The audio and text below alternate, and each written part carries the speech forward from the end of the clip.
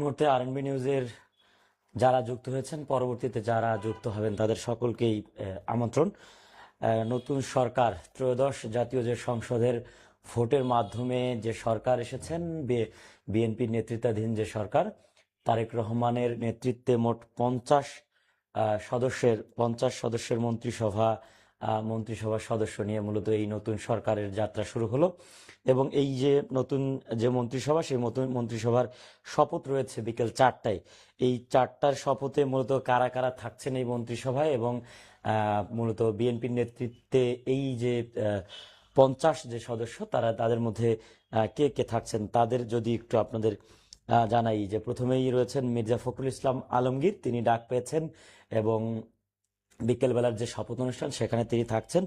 এছাড়াও থাকছেন আমির খসরু মাহমুদ চৌধুরী, থাকছেন সালাউদ্দিন আহমদ, যিনি এই যে 24-এর আগের যে ফেসিবাদী আমলে যিনি গুম ছিলেন। এছাড়াও আছেন ইকবাল হাসান মাহমুদ, আছেন হাফিজ উদ্দিন আহমেদ বীর বিক্রম, থাকছেন আবু জাফর মোহাম্মদ জাহিদ হোসেন, থাকছেন ডক্টর খলিলুর রহমান টেকনোক্রাট, থাকছেন আব্দুল আওয়াল মিন্টু, থাকছেন মিজানুর রহমান মিনু, নিতাই রায় চৌধুরী, খন্দকার আব্দুল মুক্তাদির, আরিফুল হক চৌধুরী।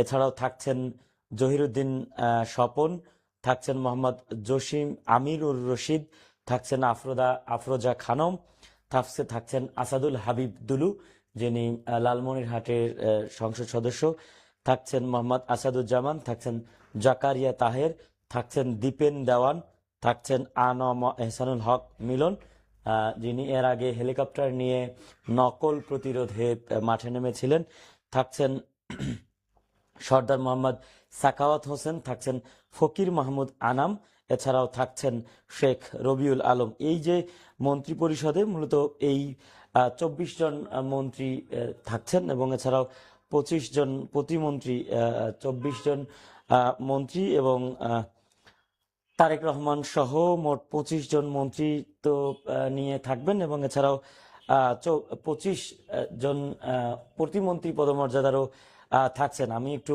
সেই যে 25 জন নতুন করে যে ডাক পেয়েছেন তাদের যদি একটু আপনাদের নাম জানাই, যে কারা আসলে ডাক পেলেন এই 25 প্রতিমন্ত্রী। তাদের মধ্যে উল্লেখযোগ্য যিনি সবচেয়ে বেশি বা শুরুতেই যাদেরকে শুরু থেকে আলোচনায় ছিলেন, তাদের মধ্যে যদি আপনাদের নামগুলো আমি একটু বলি, যে প্রতিমন্ত্রী হচ্ছেন 24 জন। তাদের মধ্যে এম রশিদুজ্জামান মিল্লাত রয়েছেন, অনিন্দ ইসলাম অমিত রয়েছেন, শরীফুল ইসলাম আছেন, শামা ওবায়েদ থাকছেন, সুলতান সালাউদ্দিন টুকু থাকছেন, কায়সার কামাল, ফরহাদ হোসেন আজাদ, আমিনুল হক টেকনোক্রাট, মীর মোহাম্মদ হেলাল উদ্দিন, হাবিবুর রশিদ, রাজীব আহসান, মোহাম্মদ আব্দুল বারি, Mir Shahed Alam, Zonayed Psaki, Ishraq Hossain, Farzana Sharmin, Sheikh Faridul Islam, Nurul Haque Noor, Yasser Khan Chowdhury, M Iqbal Hossain, M A Muhith, Ahmed Sohel মঞ্জুর, ববি হাজ্জাজ ও আলী নেওয়াজ মৈখাম। এছাড়াও মোট টোটাল এই যে মন্ত্রী পরিষদ, সেই মন্ত্রী পরিষদের বহর হচ্ছে 50 জনের।